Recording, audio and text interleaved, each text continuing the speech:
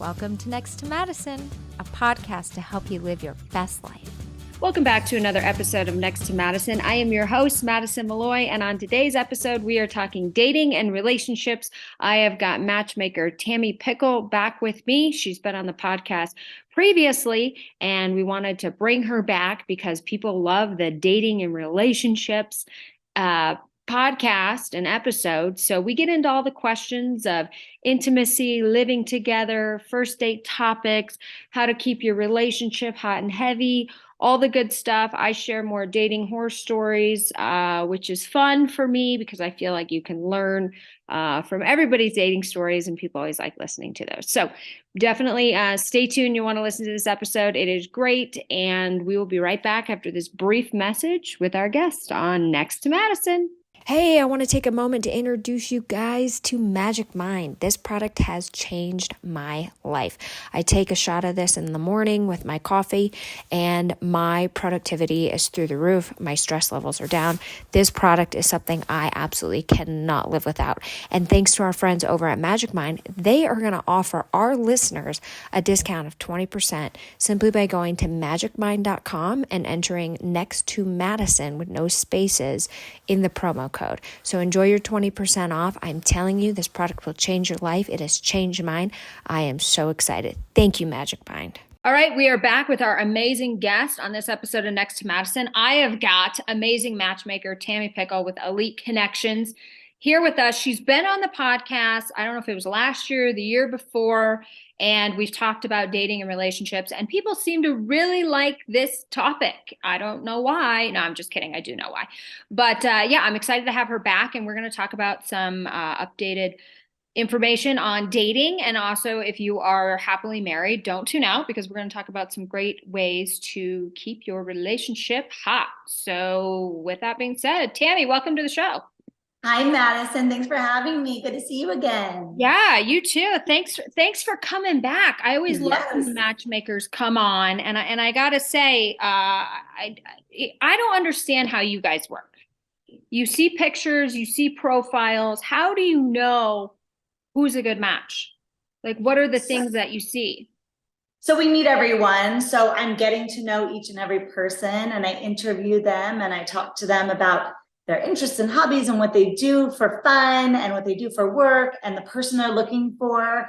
And then I meet everyone personally. So then I have a sense of knowing everyone and having a good idea of two people that would be good together based on what they're looking for. They're maybe religious and they want someone similar. They might be wanting to have a family and they want someone similar. They want somebody that's active and sporty and wants to go biking and hiking and all these things, and they want someone similar. So I'm really getting to know each and every person, what they're all about, what's going to be a good fit for them. And then, I do send profiles back and forth to the clients. And so they're seeing a photo, they are interested, attracted in meeting that person. And then I'm setting them up. But I, as a matchmaker, have an idea of two people who are going to be a good fit based on what they're looking for and a sense maybe of knowing two people and having a sense if they would be compatible. And then I send the profiles over to them. They both agree, they meet each other, and hopefully it's a love connection. Well, yeah, because I think what's happening now is why I think your business is booming and more people are turning to matchmakers is we have all these apps that are out there, and most people are on like multiple. It's overwhelming. It's almost like picking a movie on Netflix. Yeah. It will take you hours because there's so much to choose from. I'm like, no, give me limited options. Yeah. Because that's what I want to choose from. Yeah. It just becomes so overwhelming. And the other thing too that's really bad about these dating apps is that people don't actually like really go on and build a connection. If one little thing happens, we're all human. We have bad days and good days. They just say, well, we'll just go back to the app and right. Find somebody else. Because there's many options for that person. So there's not a lot of follow through. There's like, hi, how are you? And then you never hear from them. And because they're still on the apps and they're still shopping for the next person. And you're like, why did I never hear from that person again? Well, it's because they are back on the app and they found somebody else they're talking to. Right. So it's just become this like endless like shopping mall of right. P and D.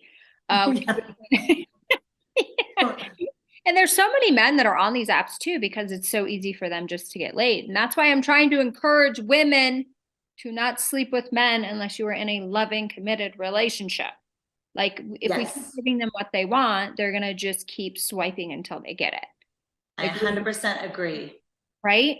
So do you ever coach your clients like about like, hey, first date should be this, second date should be this, third date should be this, keep your legs closed till this? Do you? Yes. Okay. So what is that? Yes. So, yeah, I mean, I work like really closely with my clients. So I'll get feedback after the dates and they like him, they want to see him. I will advise like, yeah, okay, just see how it goes with this person, just date this person, see how it goes. And then if you're exclusive with this person and you've been dating him for a couple months is usually my suggestion, then, you know, to get, you know, intimate, but don't just right off the bat sleep with someone because you don't know what they're doing or who they're talking to. So have that conversation and be honest when you're just seeing that person weekly and it's been a couple months. Have that conversation with them. Are we exclusive? Are you seeing other people? Are you, you know, dating other people? Or are we exclusive? Are we dating? Because I'm not gonna sleep with someone that I'm not exclusive with. And just be honest about what you want and what you need. And I know that is a problem with women. They want to be exclusive, but they're scared to have that talk. But if you don't have the conversation, then you're not going to know. And then you're like, well, I think we are because, you know, I hear from him quite often and I see him once a week, but you don't know until you ask. And so you sleep with him and then you find out that he's still dating other people and he's not exclusively with you. Yeah. And I think the reason that women are afraid to ask because, and I can say this because I used to be that girl where I would be afraid to ask, is because for some reason we've put them on a pedestal and we feel that we need something from them, like some sort of stability, a romantic partner. And then you put all the eggs in their basket when it's like, no, no, no, no. The quicker you have the conversation, the better, because then you can move on. Right. Like you're not going to change the outcome by waiting for the conversation. Right. The outcome is the outcome. But like how many dates should somebody go on before they should be exclusive, before they say, okay, I'm moving on from this? I mean, I think if you're hearing from someone pretty often, and you're going out and they're asking to see you every week or maybe more, and then, you know, you're dating for, I would say a couple months, then I would say, you know, is it just you and me? Are you talking to other people? Are you still on the app or are you still dating with the matchmaker or whatever it is? But I probably would say after a couple months of seeing the person, and you know that you like them and you want to continue to see them, like, are we doing this exclusively? I'd like to be just seeing you. So I really think being honest is huge. And I would say a couple months of dating. Yeah. Yeah, no, I like that. And here's the thing too, I just thought of to say, if ladies, you want to make sure you retain your power, or if it's a man listening, if you're feeling like maybe the other person got put on a pedestal a little bit, what you say to them is, hey, like I'm really enjoying our time together. Do you want to be exclusive or do you want me to keep talking to other people? Right. You throw it in that like to where it's like, it's about me. It's about you. Like Right. you want me to keep seeing other people. Yeah. And Do you want then me to keep seeing other people and you are also going to see other people, or do you want to be just no, us? don't even make it about them. Make it about you. Right, right. It's true. It's true. Yeah. Like who cares? Like that you're gonna get an answer like right then and there. Yeah. You know? It's all about me. I'm worrying about me. Yeah, exactly. And I think where these women get like, I don't know what we are is because they put them on a pedestal. I always say like you should date like you're the CEO. Would you hire an employee who like you're walking on eggshells around? Right. Would you be Or nervous? you don't hear from them for a week? You? Right. Yeah, you don't hear from them for a week and you give them a pass and you just let that slide and you never say a word about it. Like, where have you been for the last week? I thought we liked each other. I thought we were dating and I don't hear from you. Yeah, you don't give them a pass. You're like, what's the deal? Why didn't I hear from you for a week? What have you been doing? Yeah, well, exactly. It's like setting your boundaries and setting them good. But I like the couple months rule because I've also heard like, you know, I feel like there's like these certain timelines in relationships. Like 3 months, the relationship is going to fall apart if it's going to fall apart. It's like 3 month, the 6 month, and the 1 year. Yeah. It's almost like I feel like you should wait for intimacy or to even hook up for 3 months. Cause then you just know if you're still at 3 months and they're still around, then like you're probably going to make it. But I think past 6, like if by 6 months you don't think you're going to marry this person, you should just cut bait and run. And to keep yourself out of a sticky situation, don't do dates at someone's home because it gets a little tricky, right? So like, you know, even you're a month in, but you haven't had that conversation. You don't know if you're exclusive. And he's like, I want you to see my house. I want to make you dinner. Well, don't do it because it's going to lead into something. And obviously you like him, you know, you've been seeing him for a while and it's hard sometimes to resist. And you want him to continue to like you and all those things. No, be strong and have that conversation before you go to his house. Yeah, and absolutely. And the thing is too, is there's no such thing as casual sex for women. There's just not, because and I've read about this and I actually put it in my book when somebody told me, you take on the energy of that partner. Like there's a bonding thing that goes on with women. So when you sleep with somebody and they're not calling you or they're not with you, you experience this trauma. So there's no such thing as so don't make it casual. Like unless you're going to be with this person, like just use a toy. It's not going to cause you drama. And it doesn't have like, and then I also heard like past childhood, like childhood wounds and like family history of trauma is all carried and can transfer over to you. So you could be this completely whole sane person. All of a sudden you're like, why do I feel crazy? It's probably because you fucked a lunatic. Yeah. You know, and you just, you want to be loved and you're giving yourself to that person and you're not getting what you thought back in return. And then it breaks your little heart, even though you didn't even know you were going to be brokenhearted about it. Yeah. And I tell ladies, like, cause this happened to me, like, even if the guy's like, oh no, we're together, I think you should still wait to sleep with them. Because I had a guy that was like, no, we're exclusive. Got what he wanted. Yeah. And then peace I out. didn't hear from him for 2 months. Oh, 100%. Because they know that's what you want to hear. So they're going to give you the words that you want to hear to get what they want. Yeah. So that's why you should wait another month and see 100%. so you can test how they are as like a boyfriend. Right. And then you can kind of see. It's always so complicated. That's why I'm like, dating, done. Too complicated for me. It's too many rules. The games, you know, the games we all have to play. I know. And that's the thing is people are like, I don't want somebody who plays games. I'm like, listen up. Life's a game. You just need to learn how to play it, and you need to learn how to play it in your favor. Like a chess match. You don't let them see you sweat, and you don't let them see your next move. So be a little mysterious under wraps. So that leads me to the next question. When you're having a first date with somebody, like how should you dress and what should the conversation topics be? I mean, I would say dress to impress, but of course, like where you're going, is it casual? Is it high end? You know, dress appropriately so you feel comfortable in the space you're going to. Are you going to, you know, 4-star dining, or are you going to sushi? That's a little bit more casual. But I would say, like, you know, how you want to like feel sexy, whether it's, you know, cover it up and like something tight or a dress that shows your legs. You know, you want to put your best foot forward, hair and makeup, and just feel your very best. You know, have your hair colored and get a nice blowout or do it yourself, curling iron, whatnot, just like, you know, feel like $1,000,000. But I mean, I would say dress and heels. It is always, you know, just however you feel sexy though, you know, like you want to feel your very best. You want to dress to impress. So I would just say however you feel the most comfortable. And then what about topics? What are like first date topics that you think are like good that you advise your clients on? Right. So, I mean, I would say keep it pretty casual, but you do want to get to know this person. You don't want to go into a bunch of baggage about your ex and drama and work drama and friend and family drama. You know, try to keep it positive and upbeat. And like, you know, there is so much going on in the world. and it's good to understand where that person is coming from.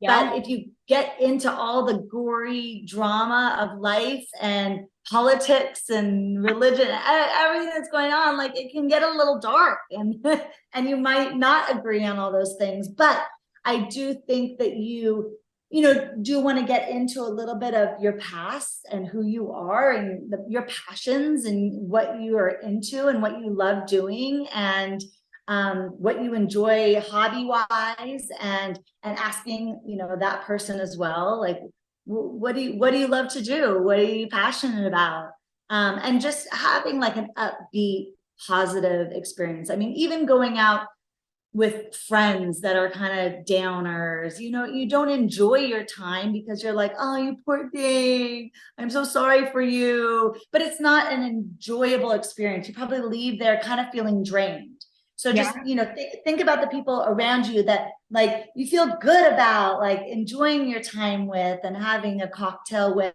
and you're laughing and you're talking about where you've traveled and the things you like to do and where you donate your time and what you do like on an everyday basis for fun and things you love, those types of things. Just kind of upbeat and positive, and do your very best to, portray that. Yeah. No, that absolutely makes sense. So what percentage of your clients are divorced? Like are coming out of a divorce? I would probably say 70%. 70? Yeah. Holy cow. We majority of our clients are divorced and looking for something new. They're working hard, they're busy, they maybe don't want to do the app route or have gone that route and just want a better way of meeting people. So I probably would say the people that haven't been married or maybe a bit younger, they are doing the apps and the going out and meeting through friends and work and things like that. So I would say most of the time people that are investing in a company like this are divorced and pretty serious about wanting us to find them the right one. To get remarried? Yeah, to get remarried. Yeah. Okay, gotcha. Well, that's good though. At least they're like, all right, let's try it again this time. Yeah. So very interesting. Yeah, because that's what I was kind of thinking. Like, well, Matchmaker, you guys aren't cheap, so obviously it has to be somebody that's well established in their field. So typically they're a little bit older. Right. Typically older means they're probably divorced. And the majority of them have kids as well? I would say, yeah, majority have kids. Yeah. Okay, gotcha. I mean, I would say our larger pool of age is like 50s to 60s, but we have younger and we have older. We have early 20s to 80, but I would say the larger pool right in the middle there. Yeah. And so how do you usually someone in their 50s has probably been married before and has had children.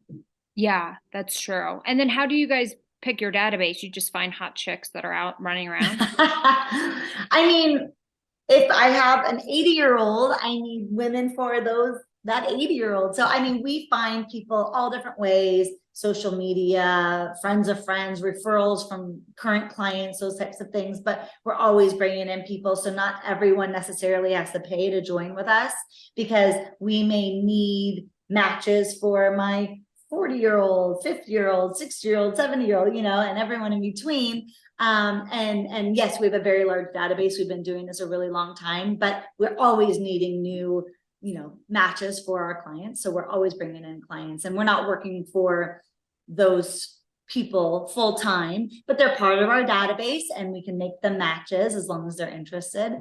So we definitely can match people that are just coming to us and being in our database as well. Yeah. So if you guys are out on the apps like crazy and you want to just join her database, go for it. Yeah. Just hit me up, fill out my form on my website, and then we'll put you in and we'll let you know who we have.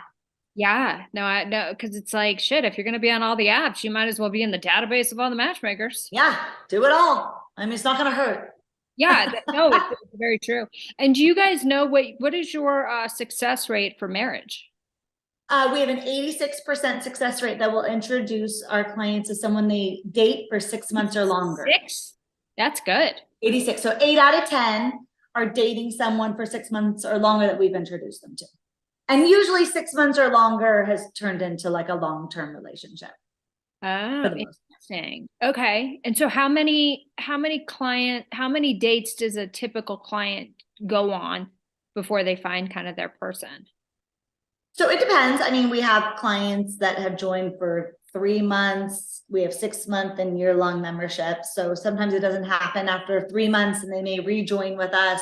But I would say usually people join with us for 6 months. And I would probably say within the first 4 or 5 months, better chances of them finding the one, because then they probably have met 6, 8, 10 people within that time. And I think that's gives them better opportunity to find the one. Usually after the first date, they're like, I don't know, she was nice, but like, let's continue to look. Just like the apps, right? You're like options. And then finally, like they start dating and they're like, oh yeah, like this person's really cool. And I came here to find the right person. If I could just keep throwing that person away and keep looking, I might lose the chance with that person that's pretty cool. And that's kind of where I come into play too, like advising my clients. She really liked you. Let's put your membership on hold. You date her and see how it works, and let me know and keep me posted and that kind of thing. So I kind of push for someone to really, if they like someone, then yeah, focus on that person. You don't need to be dating multiple people at once. You're here to find the right person. So let's do it. Oh, and that's kind of cool. They could put it on hold. So if they paid for 6 months, they can at least like renew if it doesn't work out. It's not like 6 months from the signing date. So that's right. Yeah, they can freeze it because they're dating somebody, and that's typically why people would use it. Yeah, no, that is great. All right, let's get into the good stuff. Dating horror stories. What's the craziest story you've heard? Oh my gosh, there's so many. I mean, I'm in LA, so there's a lot of a lot of ladies that go on the dates, and then they're like, oh, so I need you to pay my rent and I'll continue to date you. And you're like, oh my gosh, I didn't know she was gonna do that. I didn't know she was after the first date. Yeah, so bad. She's like, yeah, I'll totally date you, but this is what I need to make a month. And we're like, oh my gosh, that's not what we do. And sometimes you don't know until those things come out. So she was blacklisted, but that happens in LA, the actresses and things that they need somebody to take care of them. But sometimes you don't know until that happens. But it does happen. And then I mean, there's been some things where you don't realize somebody's maybe a little weird until they're meeting people and you're getting feedback on them. And so we had this one orthodontist, and he seemed normal, seemed nice. And he went on a date with someone. He's like, I'd love to put braces on you. I'll do it for you. And I'm like, wait. So I call him and I'm like, did you ask the date to put braces on her? And he's like, oh yeah. I casually thought like if she, and her teeth were fine. Like I know her. And I was like, is that a thing? You like people with braces? And he's like, yeah, it's kind of a thing. I probably should have mentioned it to you. And I was like, yeah, you should have. Yeah, like it's creepy. It's really creepy because teenagers get braces. Yes. Yeah. I hope he was kicked out. Yeah. No, we're not helping. You're creepy. Oh my gosh, that is crazy. Like, oh, like. So like people call me all the time and they have like the weird like foot fetish and weird stuff, but I don't take them on as a client, right? But then they hide their crazy and I take them on as a client, and then I'm like, oh, there's your crazy, get out of here. Yeah, right. Well, they do. They hide it, and then you're like, oh God, this is crazy. Right. And that's just like, that's life, right? I mean, I can vet someone and I can make sure that he's not lying about who he is and living in his grandma's basement. I can do that kind of stuff. But if they're not honest with me, it's hard to know until the skeletons come out. But the skeletons come out. But it's normally with, some poor girl that's on a date with him. Yeah. No, I had this dating story in New York. It was really funny. I was just like, I did a twofer. 2 dates in one night. That's how you do Yeah. it. Right. So I was like, drinks with one and then drinks with the other. Well, the Right. first date, the guy was like, just such a douche, such a Yeah. douche. Yeah. Basically, like I think I ordered, we had drinks and then I ordered like some nuts or something because they weren't free. Okay. And when it came down to the end, like I guess we both knew that like it just wasn't gonna work. It he was like basically he was waiting for my card, so we split the You bill. pay for your nuts? Oh my Yeah, God. yeah, exactly. I was like, well, since I ain't sucking on yours, I guess I'll pay for mine. Yeah, what a cheapo. I hate that. And then he said to me, and then when I paid the bill, he goes, well, you invited me out. So he was like, it would have been a lot cooler if you had paid for the whole thing. And I invited you out. I said, we should meet for drinks. That's not inviting you out. So needless to say, I go to the Ew. date and I ran home, like grabbed a coat. I go to the second date. And of course, I'm like still pissed off from the first date. Right. So I'm like trying to shake that energy on the way. I'm talking to my friend, just be like, I can't show up to this date. Like, pissed off about the first one because he's not supposed to know. So I'm like, I've got to shake this. And of course, then I get there and I'm just like not in a good mood. And sitting in this horrible light, like lights on top. And I just know I'm like, I don't want to be sitting under a light. And I'm like, is there another place we can sit? So we find like another place. I run to the bathroom and I realize at this moment I've started my period 4 days early. Oh. You know? So I come out of the bathroom, I find a female waitress and I'm like, hey, can you find me a tampon? Like, blah, blah, blah. She's like, yeah, no problem. I'm going to signal you. I'll drop a lemon in your water at your table and then I'll put it in the bathroom. I'm like, great. I go back to the table. I order the drinks. She signals me. I was like, oh, hang on. I was like, I'll be right back. I got to do something. Go back to the bathroom. Can't find this. Can't find her. So I go back to the table again. Then I see her and she's like, did you like gives it to me? And then I get up and I'm like, no. And she goes, I put it in the other bathroom. I'm like, that's the men's bathroom. Why'd you put it in the men's bathroom? It was like a single thing. Right.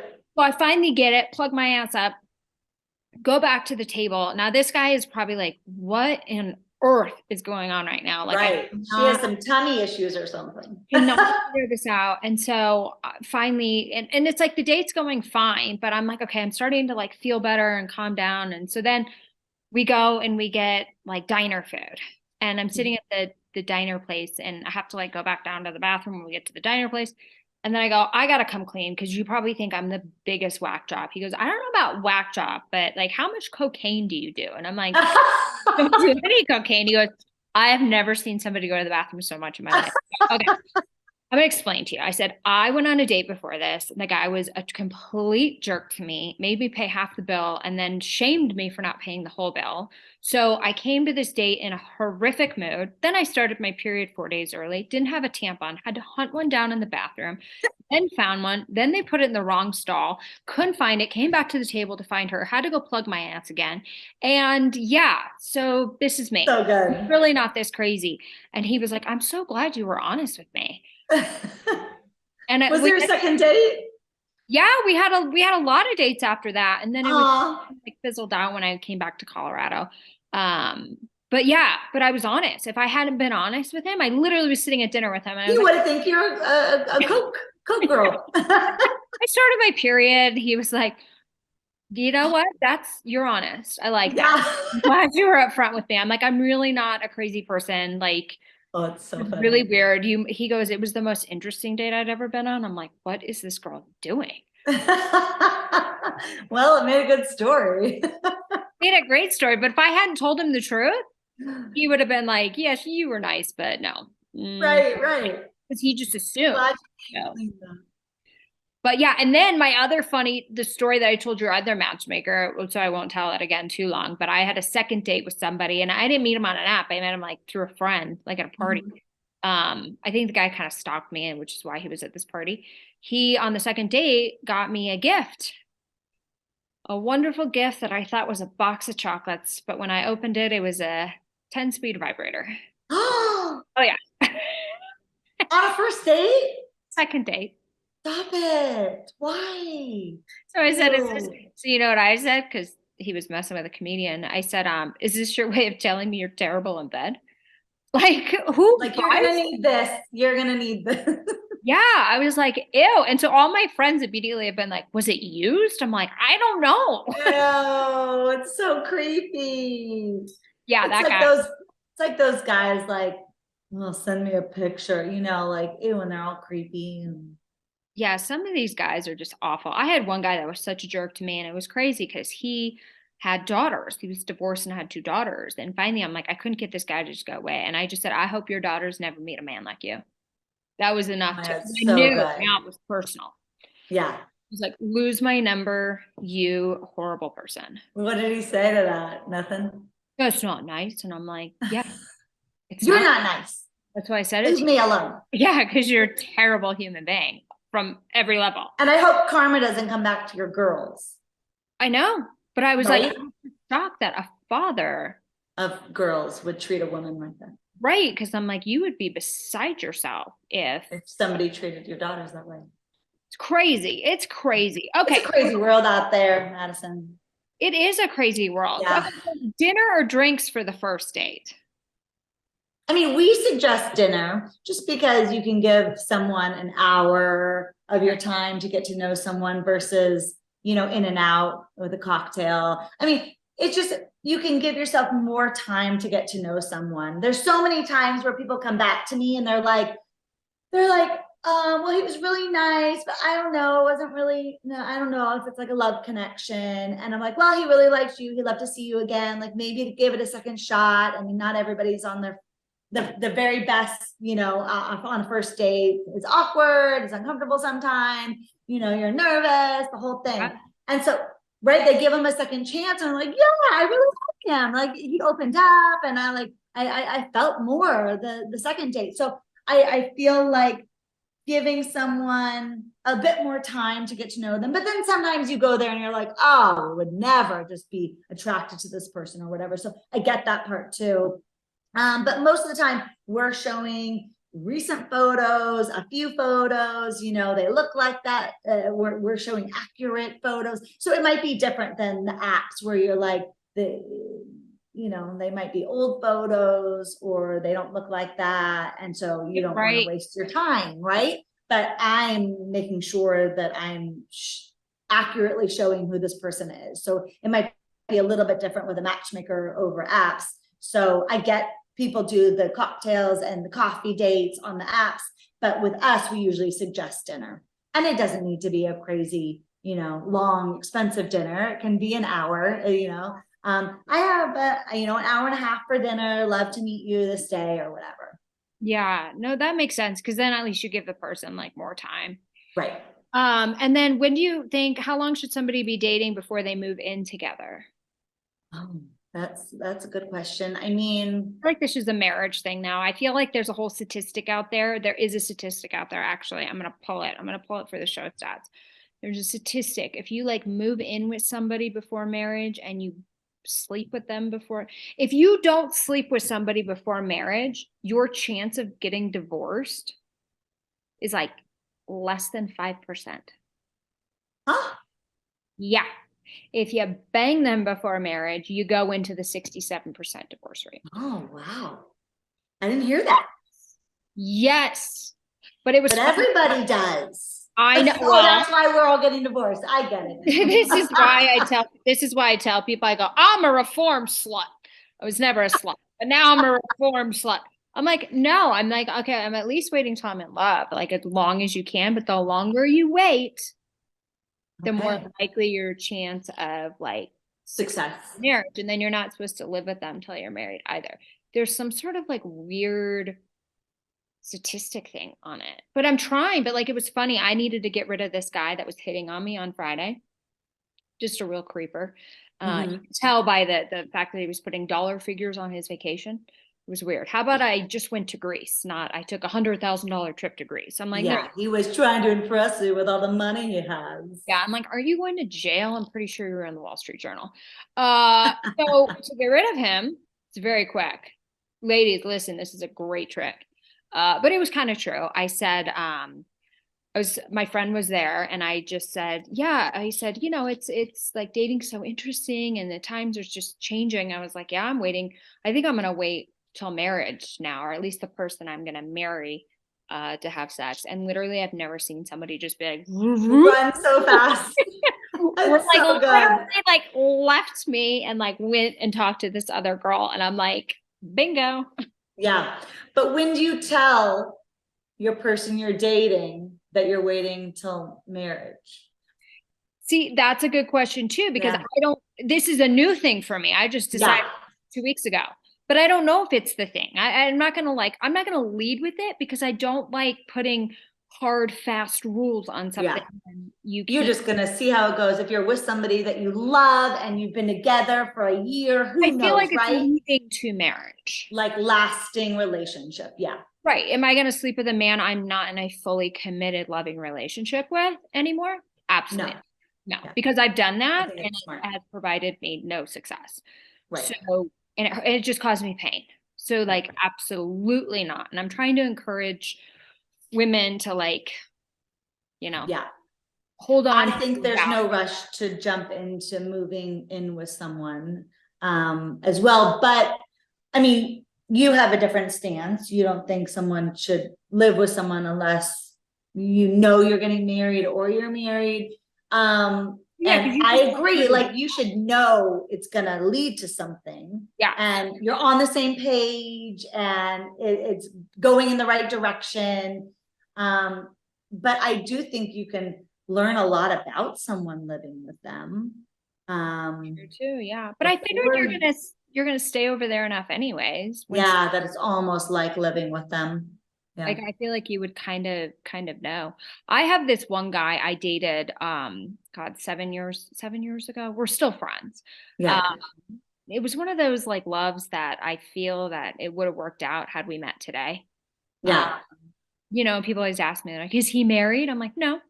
They're like, why don't you go back? And I'm like, because sometimes things just take their course and there is no going back. Sometimes you just have to take the lessons learned. But I love this person so much that like, and the same feeling, there was no mean thing said. There was no like, there was just no hate. There was hurt. Yeah. But there was like no hate. But that's why like we could still be friends. And like I adore this person. And I just want them to be happy. But yeah, you look back and you're like, timing is everything in life too. Like if I had met this person today where I'm at, especially in my like own personal growth and my maturity, like, yeah, of course it would have worked. Right. So it's one of those things where I'm like, sometimes I'm like, did I already meet my true love and timing just fucked it up? I don't know. I think because I don't want to be alone, but you have to go at it like positively, that like, not desperately, but positively looking actively, looking for that right person, but being 100% happy with yourself and alone and what you're doing with your life and your career and your family and your friends, and not like needing someone, but like actively looking. Or like if you're not, you might not meet someone, but if you're actively looking, then you're more likely to find someone. Yeah, I kind of was getting to the point where I was like, I'm just done dating. Like I have so many friends. I have my great family. I have so much stuff going on with work. Career's never been better. I'm like, I'm totally like fine with not being with somebody for the rest. But then there's ups and downs there too, right? But here's the thing. I think with that mindset, and if somebody's like, oh, let's go on a date, I'll be like, okay, dinner, like whatever. You're going to meet a new person that could be a business connect. I've met business connections on dates. I will tell you how I do this. Yeah. Great. That's when you're going to find it. Right. When you're not really looking for it, right? Want me. Yeah. Like she doesn't give a shit. Like, but that's maybe why. And I don't think and then that's a little chase. The men like the chase. And I don't think I've been in this zone for a while. It's where I'm like, I just don't care anymore. Like, I'm just like, ugh. But no, I went on a date with this guy and he was so cute. He lived in Florida. He was adorable. And we like sat down and we had a great conversation. But he was living in Florida. I was between New York and Colorado. But we just started talking. We realized we had so much in common. I like kind of wanted to be him, like in my career in a portion, like be speaker, author, like big mindset person. And he was so freaking impressive. And we had like the best conversation. I told him, I said, I don't think this would work because like the distance and all your travel. But I said like, I need to work with you. Like, we need to find a way to work together. I think I can help you, and I think you can help me. And we still talk all the time. Like, Oh, that's I get through awesome. one of my speeches. Right? And if you didn't go on that date, you would have never found that connection. Yeah. Yeah. And That's incredible. he goes, I always say you're the best date I've ever had. I'm like, because you didn't get any? I mean, what? And he was like, no, because I met the most beautiful person. Yeah, it didn't work out in my favor, but like now I have this great friend. Yeah, that's incredible. Sometimes it can lead to an amazing business connection. Right. I mean, this guy was amazing. I was like blown away. I was like, Yeah. I want to be you. Like, don't think that's creepy. I'm like, I literally want to be you one day. Right. And he was like, I'm honored. Thank you. It's great though. Like, yeah, put yourself out there. You never know Yeah. who needs to be in your life for some reason. It doesn't even need to be a love connection. Yeah. So do you believe that people don't meet on accident? I kind of believe that. Yeah, I believe that. I think that there's a plan, there's a plan for you. I believe in God and the higher power and putting people in your lives because you need them, because he wants you to have them. But yeah, I feel like you also need to put in an effort to put yourself out there and meet those people. Like if you're the homebody that never leaves the house and never is out and isn't trying, then you might not meet those connections that the universe wants you to meet. Yeah, no, absolutely. Okay, so let's go to what are your top keys for so now you're in a relationship. So for all the people that have been like, okay, this is fun dating stuff, but you're in a relationship, what are the top keys for a successful non-divorced relationship? Mm-hmm. I mean, communication is so big, right? If you don't tell someone what you need, what you want, and then you just keep it all boiling inside and then you blow up, it's not gonna do any good. Really just communicating, letting somebody know what you need and want, and Yeah. that upset me, and just having, healthy communication. I think in any relationship, but especially in marriage or, committed relationship, you need really healthy communication. Talking to someone respectfully, kindly, not blowing up when you just keep everything all bottled up and then you're like, you're making me crazy, so yeah, communication I think is number one. Keeping it alive. I know, you have kids and you're just, working and kids and sports and this and that, but like making time for you and date nights and special time away, even if it's a night away, just like giving the time that you two need to reconnect and love each other and enjoy each other's company, because life is crazy and sometimes it gets overwhelming and you don't give your partner enough. And vice versa, right? You're just, you're doing your day to day and you're paying the bills and life is hard and life is stressful, and just really focusing here and there as much as you can on that person, even just like little notes. And it can be little things, I like that. little notes, little gifts, and I'm gonna make your special your favorite dinner tonight. It doesn't need to always be huge and big trips and things, just that you're thinking of that person, you texting that person, love you so much, I miss you, I can't wait to cuddle with you and watch Netflix tonight, whatever it is, just showing them that you love them and care about them and appreciate them. Okay, I like those. Now let's talk about something, being vulnerable. This is a weird topic because a lot of people, for me, let's talk about me for a second. Okay. I always thought I was a very vulnerable person because I feel like I run as an open book. I wrote a book. I put a lot of like my downfalls in there and how I learned to overcome them and what I did so you could do the same. I had friends tell me I loved the book. I felt like I read your diary, even though it wasn't a memoir by any means, but it was like, oh, this is when I was broke and this is the shit I had to do and this is how I got out of it. And da, da, da. So it was like, that way they could be like, okay, you are an expert. Like you were there. And so, but then I'll talk to business coach, like some of my business coaches, and they're like, sometimes you're not, like you have like a wall, like you need to be more vulnerable. And that led us to the question of what does it mean to be vulnerable? And nobody could give me a definition. They were like, you just need to be open and anything like you're hiding. And I'm like, but I'm an open book. And they're like, are you? and you have to be vulnerable to let people in. Yeah. But I still don't understand what that means because I thought it was just being open. But apparently, I also think it's being open. Like, you know, when you go through something like almost traumatic with someone and you really have like this bond with this person because you went through something and they were there for you, or you went through it together, and now there's like this bond that you guys have together because you were so vulnerable together. And if you are open about things that you have going on, and maybe some things that like maybe that person can help you with, or they just can see inside you more than anybody else, and you let them see like everything about you. I feel like that's being vulnerable and like opening yourself up and letting this person see the real you. I mean, surface stuff, you know, is one thing, and that's like on a first date kind of a thing, you know, but when you're really getting to know someone, letting them really in to see you, and like the trauma and the sadness and, you know, things you've gone through, that's when you like, oh, I feel a connection with this person after they have filled me in on their life and who they are and where they've come from, you know, with a friend or a family or whatever. Like, you feel more of a connection when you know everything about them.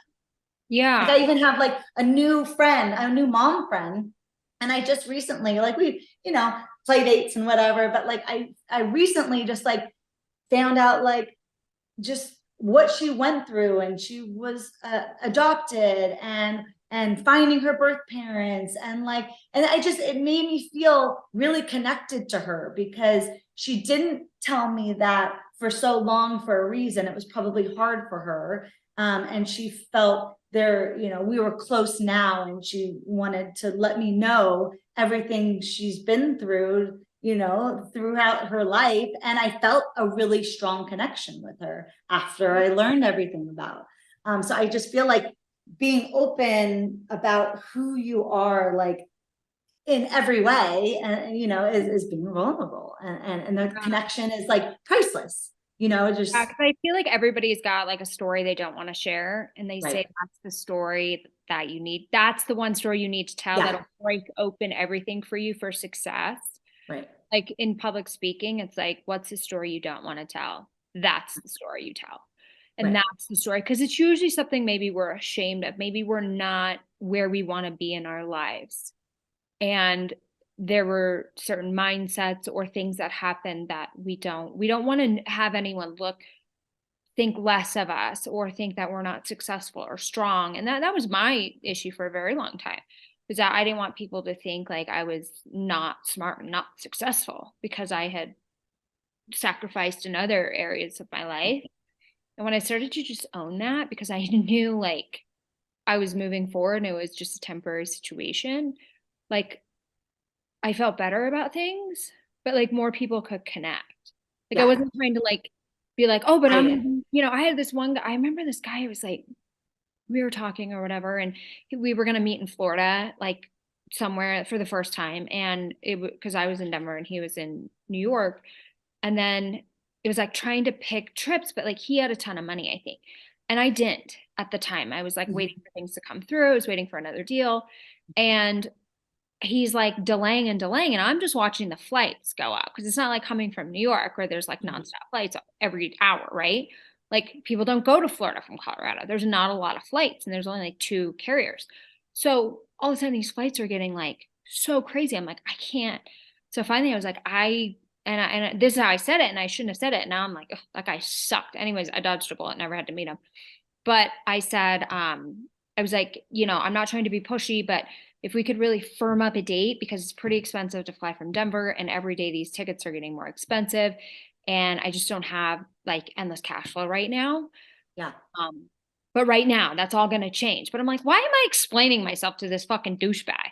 Like, I don't fucking owe him anything. In fact, he should be flying me down there. Sure, exactly. That's right. where I was wrong. And I should have been like, no, let me know, you know, if you want to, you know, pay for the first date, let me know. If not, Yeah. I was pissed, but luckily we didn't ever meet, thank God. But I was like, why was I giving this fucking douchebag justification? Like, Yeah. oh, don't worry, I'll be rich one day. I promise you'll like me because I'm going to be rich. And then I'm like, uh-oh, that was the shame part that was coming through. Right. So it's interesting stuff. Okay, so I think that we covered a lot of stuff. I was vulnerable and open. I told a lot of dating horror stories on this podcast. You did good. I do feel like I know you better. I'm like, just listen to the podcast. No, this was great. Okay, so how do people find you, join your database, hire you as a matchmaker if they can afford it, all that good stuff? Yeah. So reach out, eliteconnections.com. We have a form you could fill out and it just comes to us directly. It won't go on a website anywhere. We keep everyone's information very private. But you fill out all your information and then we'll be in touch with you and we'll either, get you to join on as a member or we'll put you in our database and we can just explain everything in more detail. But eliteconnections.com, and I'm Tammi Pickle, and you can call me. My office is 800-923-4200 and reach out on our website. I'd love to help you. Perfect. You guys, so if you're looking for love or even relationship advice, this is another service you guys could offer. That's right. Find them. They're great. They're amazing. So yeah, thank you so much for joining us. And thank you everyone that's listening, wherever you may be. I appreciate each and every one of you for tuning in to the Next to Madison podcast. And we'll see you next time to find out who's next. Hey, your host here, Madison Malloy. Please make sure to subscribe to the show on all podcast platforms and please rate and review us on iTunes and Spotify. Also, if you have any questions or comments, you can email us at contact@nexttomadison.com. I thank you again for listening. Bye.